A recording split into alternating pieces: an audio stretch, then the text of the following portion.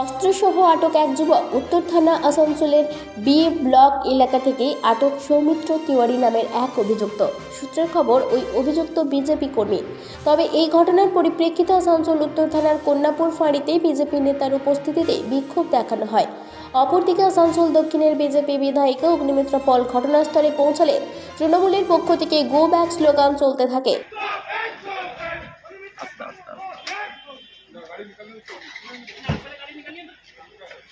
ঘটনার সম্পর্কে জানা যায়, সোমবার সন্ধ্যায় ওই অঞ্চলে মাঠে বসে থাকা দুই যুবকের নিজেদের মধ্যে ঝামেলা শুরু হয়। আর তারপরে এই পরিস্থিতিতে এক যুবক ওই বিজেপি কর্মী সৌমিত্রকে ডেকে আনে। সৌমিত্র ওই যুবকের পক্ষ নিয়ে অপর যুবক ও তার বন্ধুকে আগ্নেয়াস্ত্র দেখিয়ে মারধর করে বলে অভিযোগ। ঘটনার খবর পুলিশকে দেওয়া হলে কন্যাপুর ফাঁড়ির পুলিশ সৌমিত্রকে আটক করে। এই বিষয়ে অগ্নিমিত্রা পল বলেন, পুলিশকে সঠিক তদন্ত করার বিষয় নিয়ে বললাম। যদি কোনো দোষ করে থাকে তাহলে শাস্তি পাবে সৌমিত্র। যদি কেউ দোষ না করে থাকে তাহলে যেন তাকে অন্যায়ভাবে ফাঁসানো না হয়। একজন স্বয়ংসেবক, তাকে এখানে ধরে আনা হয়েছে কিছুক্ষণ আগে। কেন ধরে আনা হয়েছে সে বিষয়টি জানতে এসেছিলাম।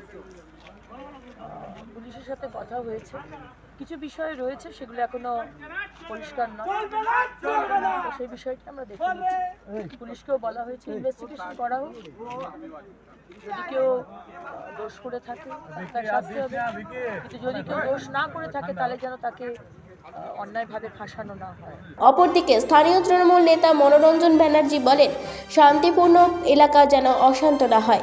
এখানে বিভিন্ন ধর্মের মানুষেরা সুন্দরভাবেই বসবাস করে, তাই এখানে প্রতিবাদ জানাচ্ছি। কারণ এখানে দাঙ্গাবাজি বা দলবাজি চলবে না। তাতে যেই নেতাই আসুক বা যেই নেত্রী আসুক, আমরা প্রশাসনের ওপর বিশ্বাস রাখি, প্রশাসন যথাযোগ্য ব্যবস্থা নেবে। ফালতু ঘটনা ঘটে গেছে, ওরা নিজেদের মধ্যে লড়েছে, এবার ফালতু একটা রিমার্ক করেছে, যেটা আমরা কখনোই কাম্য নয়। আমরা নিরপেক্ষ এবং সুন্দরভাবে আমরা মানিক উপাধ্যায়ের আমল থেকে এখানে আছি, একদম সব মিলিত বিভিন্ন ধর্মাবলম্বী মিলে আমরা এখানে বসবাস করি এবং সুন্দরভাবে বসবাস করি। সেটা বিগত 83 থেকে তার প্রমাণ দিয়ে গেছে এখনও পর্যন্ত। কিন্তু বাজে কেউ রিমার্ক করেছে এবং কেউ কিছু আগ্নেয়াস্ত্র দেখেছে বলে আমাদের কাছে খবর। তো আমরা সেইটার জন্য এসেছি যে প্রতিবাদ করতে, যে আমাদের এখানে ওই রকম দাঙ্গাবাজি দলবাজি চলবে না। সে যে নেতাই আসুক আর যে নেত্রী আসুক, আমরা সমুচিত জবাব দেবো। যেহেতু আমাদের নেত্রী মমতা ব্যানার্জি এবং আমাদের এখানকার বর্তমান বিধায়ক এবং মানিক উপাধ্যায়ের, যেটা আমরা রয়্যাল বেঙ্গল টাইগার বলে পরিচিত, তারই ছেলে এখানকার বর্তমান বিধায়ক এবং মেয়র, আপনারা জানেন, তারই নেতৃত্বে আমরা লড়াই করছি। অতএব আমরা চুরি করে বসে নেই, আমরা উপযুক্ত লড়াই করে এবং উপযুক্ত ব্যবস্থা গ্রহণ করব। যদি প্রয়োজন আমরা প্রশাসনের উপর সম্পূর্ণ বিশ্বাস রাখি এবং प्रशासन যথাযোগ্য ব্যবস্থা নেবে। मेरा नाम रमाकांत दास है। हम लोग माठ में बैठते हैं डेली। हम लोग दो दोस्त में झमेला हुआ। झमेला होने के बाद वो लोग जाके सौमित्रों को जाकर बोल दिए। सौमित्रों मेरा दोस्त राहुल सिंह को आके एक झापड़ मार दिए। एक झापड़ मारने के बाद हम लोग दोस्त लोग थे, हम लोग छुड़ाए। और उसके बाद वो बंदूक लेके हम लोग मेरा दोस्त राहुल सिंह को आगे बंदूक सटाए। उसके बाद सटाने के बाद फिर हम लोग पुलिस को फ़ोन किए, राहुल दा को।